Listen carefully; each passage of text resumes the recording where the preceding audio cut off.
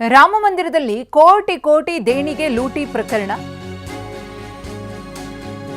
ಉತ್ತರ ಪ್ರದೇಶ ಗೃಹ ಸಚಿವರಿಗೆ ಎಸ್ಐಟಿ ಪ್ರಾಥಮಿಕ ವರದಿ ಸಲ್ಲಿಕೆ. ಎಸ್ಐಟಿ ತ್ರಿಸದಸ್ಯ ತಂಡದಿಂದ ಪ್ರಾಥಮಿಕ ವರದಿ ಸಲ್ಲಿಕೆಯಾಗಿದೆ. 6 ದಿನಗಳ ತನಿಖಾ ವರದಿಯನ್ನು ವಿಶೇಷ ತನಿಖಾ ತಂಡದ ಅಧಿಕಾರಿಗಳು ಸಲ್ಲಿಕೆ ಮಾಡಿದ್ದಾರೆ. ಅಯೋಧ್ಯೆ ರಾಮ ಮಂದಿರದಲ್ಲಿ 6 ದಿನಗಳ ಕಾಲ ತನಿಖೆ ನಡೆದಿತ್ತು. 150ಕ್ಕೂ ಹೆಚ್ಚು ಜನರನ್ನು ಎಸ್ಐಟಿ ವಿಚಾರಣೆಗೆ ಒಳಪಡಿಸಿದೆ. ಆ ರಿಪೋರ್ಟ್ ಇದೀಗ ಗೃಹ ಸಚಿವರ ಕೈ ಸೇರಿದೆ. ಯಾವ ರೀತಿಯಾಗಿ ರಾಮ ಮಂದಿರದಲ್ಲಿ ಕೋಟಿ ಕೋಟಿ ಲೂಟಿ ಹೊಡೆದಿದ್ದಾರೆ, ಚಿನ್ನಾಭರಣದ ವಿಚಾರದಲ್ಲೂ ಕೂಡ ಹೇಗೆ ಕಳ್ಳಾಟವನ್ನು ಆಡಿದ್ದಾರೆ ಅನ್ನೋದು ಈಗಾಗಲೇ ಗೊತ್ತಾಗಿದೆ. ಭಕ್ತರ ಭಾವನೆಗಳ ಮೇಲೆ ಇದು ದೊಡ್ಡ ಮಟ್ಟದಲ್ಲಿ ಎಫೆಕ್ಟ್ ಮಾಡಿದೆ.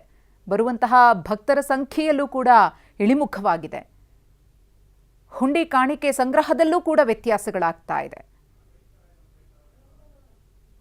ಯಾರ ಕಣ್ಣಳತೆಯಲ್ಲಿ ಇದೆಲ್ಲವೂ ಕೂಡ ನಡೀತಾ ಇತ್ತು? ಎಸ್ಐಟಿ ಪ್ರಾಥಮಿಕ ವರದಿ ಸಲ್ಲಿಕೆಯಾಗಿದೆ. ಕಾದು ನೋಡಬೇಕಿದೆ ಈ ಪ್ರಕರಣಕ್ಕೆ ಸಂಬಂಧಪಟ್ಟಂತೆ ಮತ್ತೇನು ಸತ್ಯಗಳು ಹೊರಬರುತ್ತೆ ಅಂತ.